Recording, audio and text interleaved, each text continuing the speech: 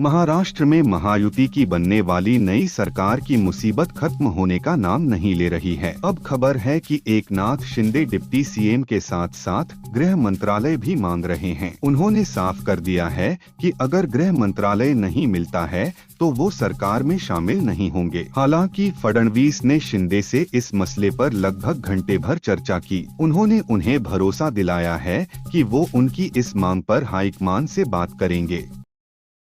CM योगी ने अधिकारियों के साथ प्रदेश में कानून व्यवस्था की समीक्षा बैठक की। इस दौरान उन्होंने कहा, संभल या किसी अन्य जिले में किसी को भी अराजकता फैलाने की इजाजत नहीं दी जानी चाहिए। संभल के एक भी दंगाई को बख्शा नहीं जाना चाहिए। सार्वजनिक संपत्ति को जिन्होंने नुकसान पहुंचाया है, उनकी पहचान करें। इसके अलावा जनसुनवाई और राजस्व वादों में लापरवाही, लेटलतीफी स्वीकार नहीं की जाएगी। सबकी जवाबदेही तय होगी। सलमान खान की शूटिंग साइट में एक संदिग्ध घुस गया। इस दौरान सुरक्षा कर्मियों ने उसे पकड़ा तो उसने कहा, बिश्नोई को बोलूं क्या। इसके बाद तुरंत पुलिस उसे पकड़ कर ले गई। दादर थाने में पुलिस उससे पूछताछ कर रही है। बता दे, लॉरेंस बिश्नोई गैंग लगातार जान से मारने की धमकी दे रहा है। वहीं जानलेवा हमले की कोशिश भी हो चुकी है। सलमान के घर पर फायरिंग हुई थी।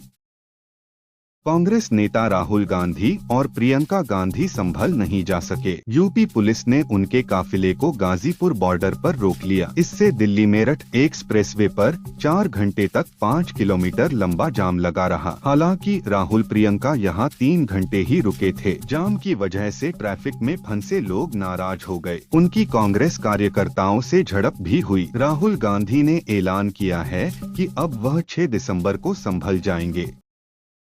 5 डे वर्किंग की मांग को लेकर ऑल इंडिया बैंक अधिकारी संघ ने आंदोलन की चेतावनी दी है। संघ के महासचिव रूपम रॉय ने कहा कि सरकार की ओर से इस प्रस्ताव को लागू करने के कोई संकेत नहीं मिले हैं, जिसके कारण संघ अन्य बैंक संघों के साथ मिलकर एक बड़ा आंदोलन करने वाला है। 5 दिवसीय कार्य सप्ताह से ग्राहकों को सेवाएं देने के घंटे कम नहीं होंगे, बल्कि इसके लिए काम के घंटे करीब 40 मिनट बढ़ा दिए जाएंगे। सीएम योगी आज अयोध्या जाएंगे। वह वहां रामायण मेले का शुभारंभ करेंगे। उनके अयोध्या दौरे का कार्यक्रम तय कर दिया गया है। सीएम सुबह 10:55 राम कथा पार्क के पास स्थित हेलीपैड पर उतरेंगे और 11 बजे रामायण मेले का उद्घाटन करेंगे। सीएम करीब 2 घंटे तक अयोध्या में रहेंगे। इस दौरान वे हनुमानगढ़ी व रामलला के दरबार में भी हाजिरी लगाएंगे। जानकी महल ट्रस्ट में चल रहे विवाहोत्सव में भी सीएम शामिल हो सकते हैं। 1 करोड़ से अधिक केंद्र सरकार के कर्मचारी और पेंशन भोगी 8वें वेतन आयोग के गठन का इंतजार कर रहे हैं। इसके लागू होने से कर्मचारियों के मूल वेतन, भत्ते, पेंशन और अन्य लाभों में बढ़ोतरी होगी। हालांकि केंद्र सरकार ने सदन में कह दिया है कि फिलहाल 8वें वेतन आयोग के गठन का कोई विचार नहीं है। अब अगला वेतन आयोग यानी 8वां केंद्रीय वेतन आयोग 1 जनवरी 2026 से लागू किए जाने की उम्मीद है। असम सरकार के बीफ प्रतिबंध पर बीजेपी की सहयोगी जेडीयू के नेता केसी त्यागी ने कहा, भारत का संविधान सबको खाने पीने की आजादी देता है। हम इसका समर्थन नहीं करते। इससे समाज में तनाव फैलेगा। कांग्रेस ने पूछा, क्या बीजेपी गोवा, पूर्वोत्तर समेत उन सभी राज्यों में गो हत्या पर पाबंदी लगाएगी जहां उनकी सरकार है? वहीं एआईयूडीएफ ने कहा, पूर्वोत्तर राज्यों में गोमांस पर प्रतिबंध नहीं लगा सकते तो असम में क्यों?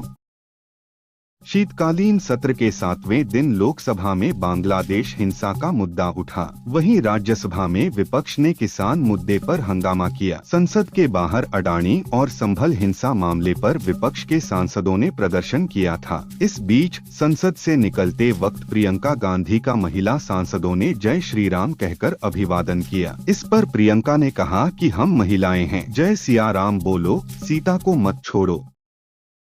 नेपाल और चीन ने बुधवार को belt and road initiative BRI के फ्रेमवर्क पर हस्ताक्षर किए हैं। पीएम केपी शर्मा ओली के चीन दौरे पर दोनों देशों के बीच ये अहम समझौता हुआ है। ओली इस साल 4थी बार नेपाल के पीएम बने हैं। पीएम बनने के बाद उन्होंने अपने पहले आधिकारिक विदेश दौरे के लिए चीन को चुना। परंपरागत रूप से नेपाल के पीएम पहले भारत की यात्रा करते रहे हैं।